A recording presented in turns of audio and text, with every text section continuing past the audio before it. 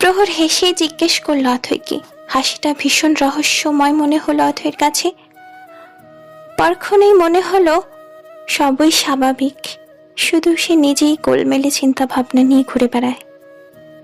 প্রহর এবং অথৈ দাঁড়িয়ে আছে লাভ পয়েন্টে। অথৈ, তুমি কি জানো লাভ পয়েন্ট হলো পার্বত্য চট্টগ্রামের রাঙামাটিতে অবস্থিত একটি ভালোবাসার স্মারক বিশেষ। এটি মূলত এক দম্পতির ভালোবাসার স্মরণে নির্মিত হয়েছে। না তো, আপনি জানেন কিভাবে আর কাদের স্মরণে এই লাভ পয়েন্ট তৈরি হয়েছে? প্রহর দীর্ঘশ্বাস ছাড়ল, অথৈর মুখোমুখি হয়ে দাঁড়ালো। সূর্যের আলো অথৈর মুখের উপর পড়েছে, তীব্র বাতাসে এলোমেলো হয়ে যাচ্ছে অথৈর চুল। কপাল জুড়ে এলোমেলো হয়ে যাওয়া চুলগুলো অতি যত্ন সহকারে নিজের কানের পিঠে গুজে রাখল অথৈ। প্রহর অথৈর চোখে চোখ রেখে কম্পিত গলায় বলতে শুরু করলো, ভালোবাসার মানুষটাকে শক্তভাবে আঁকড়ে রাখতে কত কিছুই না করে প্রিয় মানুষটি। অনেকেই ছুটে যায় গণকের কাছে, কেউ বা শরণাপন্ন হন জ্যোতিষীর। এমনও হাজারো পাগলামের ইতিহাস রয়েছে পৃথিবীতে। কত গল্প উপন্যাসই সৃষ্টি হয়েছে ভালোবাসার এসব পাগলামো নিয়ে। কিন্তু রাঙামাটিতে ঘটেছিল এক যুগলের প্রেমের করুণ পরিণতি। সদ্য বিবাহিত আলাউদ্দিন লিমার আলিঙ্গনে মৃত্যুর সংবাদটি দেশ ছাড়িয়ে বিদেশের মাটিতেও বেশ আলোচিত আলোড়িত হয়েছে। ঘটনাটি ঘটে 2024 সালের মার্চ মাসের 19 তারিখে। ভাড়া করা নৌকায় যুক্তরাষ্ট্র প্রবাসী পর্যটক আলাউদ্দিন পাটোয়ারি তার সদ্য বিবাহিতা স্ত্রী আইরিন সুলতানা লিমাকে নিয়ে কাপ্তাই হ্রদে ঘুরতে বের হন। হঠাৎ ঝড়ের কবলে পড়েন তারা। ঝড়ের নৌকা দুলে উঠলে লিমা ভয়ে পানিতে ঝাঁপ দেন। স্ত্রীকে বাঁচাতে আলাউদ্দিনও হ্রদের চরে লাফিয়ে পড়েন। কাপ্তাই হ্রদে নিখোঁজ হন তারা। এই ঘটনার পর 2 দিন ধরে ওই দম্পতির খোঁজে পুরো কাপ্তাই হ্রদ চষে ফেলেন ডুবুরিয়ার উদ্ধারকর্মীর দল। তৃতীয় দিন সকালে রাঙামাটির অন্যতম পর্যটন স্পট ঝুলন্ত ব্রিজের অদূরে হ্রদে ভেসে ওঠে দুজনের মৃতদেহ। একে অন্যকে জড়িয়ে ধরা অবস্থায় ছিলেন তারা। মরণও যেন পারেনি দুজনকে আলাদা করতে। ভালোবাসার এমন বিরল দৃশ্য পার্বত্য শহর রাঙামাটির মানুষকে আপ্লুত করে। শুধু এই দম্পতি নয়, সারা পৃথিবীর সব প্রেমিক প্রেমিকার চিরন্তন ভালোবাসার প্রতি সম্মান জানিয়ে রাঙামাটির এমপি আলমগীর কবিরের উদ্যোগে এই পার্বত্য চট্টগ্রাম উন্নয়ন বোর্ডের পরিকল্পনায় নির্মিত হয় লাভ পয়েন্ট।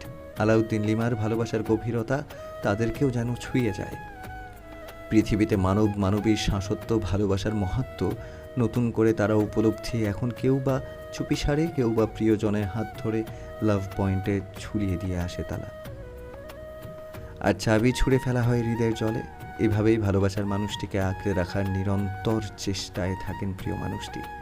বেঁচে থাকুক পৃথিবীর সকল ভালোবাসা, পূর্ণতা পাক আলাউদ্দিন লিমার মতো অকৃত্রিম ভালোবাসা। অথৈয়ের চোখে জল চিকচিক করছে। প্রহর অদূর আকাশের দিকে তাকিয়ে আছে। ভালোবাসা শব্দটা হৃদয় ঘটিত শব্দ, ঠিক ততটাই প্রাণঘাতীও বটে। ভালোবাসা হারিয়ে যাওয়ার ভয়কে জয় করতে না পেরে কত মানুষ স্বইচ্ছায় মৃত্যুকে বরণ করছে তার ইয়াত্তা নেই। হুট করে প্রহর অথৈর সামনে হাঁটু গেড়ে বসলো। অথৈ বিস্মিত হয়ে তাকিয়ে রইল প্রহরের পানে। আশেপাশের অনেক দৃষ্টির কেন্দ্রবিন্দু ওরা দুজন। অথৈ চায় না ওর জীবনে এমন একটা মুহূর্ত আসুক। সে চায় না প্রহরকে খালি হাতে ফিরিয়ে দিতে, কিন্তু প্রহরকে পাশে নিয়ে সারা জীবন বই বেড়ানোর মতো শক্তি যে ওর নেই। এ দৃশ্য যেন কেবল তার চোখের ভ্রম হয়। চোখ বন্ধ করে কেবল সৃষ্টিকর্তার কাছে দোয়া করেই যাচ্ছিল। ঠিক তখনই অথৈ শুনতে পেল, তোমাকে আমি ভালোবেসে ফেলেছি অথৈ। কবে কখন মনের অজান্তে অমন অঘটন ঘটে গেছে টেরই পেলাম না। তোমার সঙ্গে ছুটিয়ে প্রেম করার স্বাদ আছে আমার, বৈধ প্রেম চাই আমার। Will you marry me Othoi? Prohor অথৈর সামনে হাঁটু গেড়ে প্রেম নিবেদন করল। আশেপাশের অনেক দম্পতি কিংবা চুরে আসা লোকজন তাদের দুজনকে ঘিরে দাঁড়িয়ে আছে। কেউ কেউ সিটি বাজাচ্ছে। প্রহরের ঠোঁটের কোণে হাসি আর অথৈর চোখের কোণে জল। অথৈ চায়নি কখনো ওর জীবনে এমন মুহূর্ত আসুক, কিন্তু সেই মুহূর্ত অনাকাঙ্ক্ষিতভাবে চলে এসেছে। এই যে প্রহর তার মুখ থেকে একটি হ্যাঁ শোনার জন্য দাঁড়িয়ে আছে। এখন তাকে কি জবাব দেবে? কি জবাব দিলে মানুষটা কষ্ট পাবে না। আর সে নিজেকে কি বলে সান্ত্বনা দেবে? মানুষটাকে মনের অজান্তে মন দিয়ে ফেলেছে।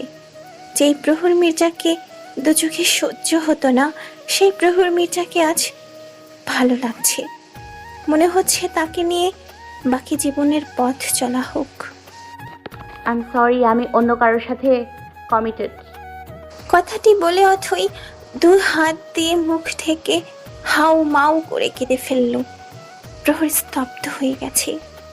আশেপাশের সবার মাঝে নেমে এসেছে নীরবতা। অথই কাঁদতে কাঁদতে প্রহরকে বলছে, আপনি কেন আমাকে পছন্দ করলেন? আমার যে ভীষণ অপরাধ বোধ হচ্ছে।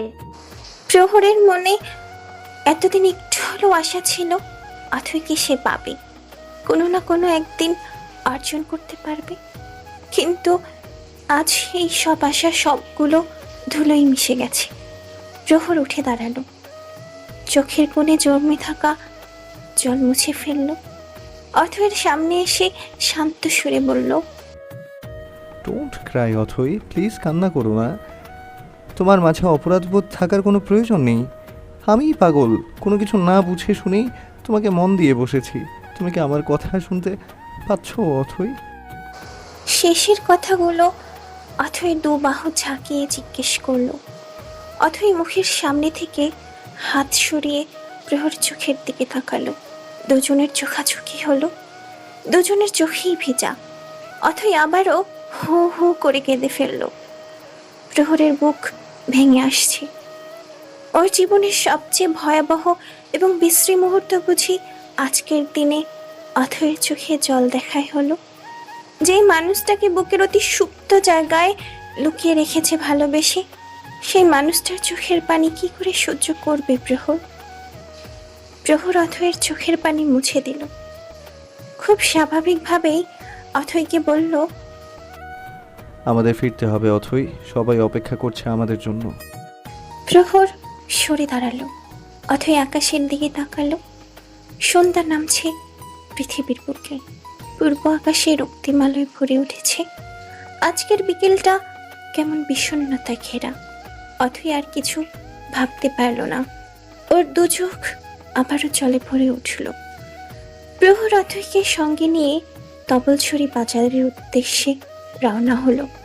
আসার পথে যতটা উৎফুল্ল ছিল দুজন, ফিরে যাবার পথে ততটাই বিষাদে ভরে গেছে তাদের জীবন। প্রহর জানে না অথইবিহীন জীবন কি করে কাটাবে। আর অথই ভাবছে কোন বাঁকে এসে পৌঁছেছে ওর জীবন। বাসে ওঠার পর অথই ভেবেছিল প্রহর হয়তো ওর পাশে বসবে না, কিন্তু অথয়ের ধারণাকে ভুল প্রমাণ করে প্রহর অথয়ের পাশের সিটে বসে। অথই যখন প্রহরের দিকে তাকিয়েছিল, তখন প্রহর অম্লান বদনে বলল, আমাদের দুজনের সফর এখান থেকে সমাপ্তি হবে। জানি তোমাকে পাবো না, তোমার পাশে বসার এই সুযোগটাকে হারাতে চাই না। শুধু আজকের এই সফরকাল পর্যন্ত আমাকে সহ্য করো, এরপর আর কখনো তোমাকে জ্বালাতে আসবো না অথই। অথই ওর ভাষা হারিয়ে ফেলেছে। কি বলবে প্রহরকে? কিছু কিছু মুহূর্ত কেন অসহায় করে তোলে একটি মানুষকে? আজকের মতো এত অসহায় বোধ কখনো কি কাজ করেছে অথয়ের মাঝে? পুরো রাস্তা জুড়ে দুজনের মাঝে কেবল নীরবতা ছিল। যাত্রা বিরতিতে অথই নামলো না। প্রহর নেমেছে বাস থেকে। প্রকৃতির মাঝে দাঁড়িয়ে কেবল দুফোঁটা চোখের জল ফেলল। চন্দ্রবিহীন বিষণ্ণ আকাশের দিকে তাকিয়ে বলল, আমি আপনাকে ডেকে কখনো নিরাশ হইনি। আমি চাইনি অথই তার বাবা মায়ের সিদ্ধান্তকে সম্মান জানিয়ে আমাকে স্বামী হিসেবে মেনে নিক। আমি চেয়েছি আমায় ভালোবেসে গ্রহণ করুক। আমি ব্যর্থ হয়েছি। অথইকে আমি কখনোই পাবো না। যদি তাকে নাই পাবো, তবে কেন ওর জন্য আমার হৃদয় হাহাকার করে? কেন ওকে পাবো না জানার পর থেকে অস্থির হয়ে যাচ্ছি? আপনি আমাকে এতটাই পর করে দিলেন। ইয়া আল্লাহ, আমার মনের কথা কি আপনি বুঝতে পারছেন না? আপনি তো আপনার বান্দার মনের খবর এমনিতেই জেনে যান। প্রহরের চোখের জলে গাল ভিজে যাচ্ছে। যদি জানতো ভালোবাসার তাপে কেবল চলতে হয়, তাহলে কখনোই কাউকে মন দেওয়ার দুঃসাহস দেখাতো না। যাত্রা বিরতির পর্ব শেষ হবার পর প্রহর বাসে উঠে এলো। সিটের কাছে আসতেই দেখতে পেল অথই ঘুমিয়ে আছে। খুব সাবধানে সিটে বসলো। ঘুমন্ত অথৈর দিকে তাকিয়ে প্রহর মনে মনে বলল, তোমাকে আর কোনো বাঁধনে আটকে রাখবো না। ঢাকায় ফিরে তোমাকে ডিভোর্স দেব। মাস শেষ হতে আর 4 দিন বাকি। 4 দিন পর থেকে তোমাকেও আর দেখতে পাবো না। তোমার চাকরির সময়সীমাও যে শেষ হয়ে আসছে। সকাল 7টায় বিগ মোশন অফিসের সামনে সব বাস এসে থামলো। অথৈর পাশে প্রহর নেই। প্রহর আগেই বাস থেকে নেমে পড়েছে। অথৈ দীর্ঘশ্বাস ফেলে বাস থেকে নেমে পড়ল। অফিসের গেটের কাছে পরিচিত মুখ দেখে এগিয়ে যায় সেদিকে। আলফাজ সাহেব এসেছেন। অথৈকে দেখে এগিয়ে গেলেন। অথৈ ওর আব্বুকে দেখে ঝরঝর করে কেঁদে ফেলল। আলফাজ সাহেব মেয়ের হঠাৎ কান্না দেখে আতঙ্কিত গলায় জিজ্ঞেস করলেন, কি হয়েছে অথই, এভাবে কাঁদছিস কেন? বল, আব্বুকে কি হয়েছে? কিছুই হয়নি, তোমাকে দেখে একটু ইমোশনাল হয়ে পড়েছি।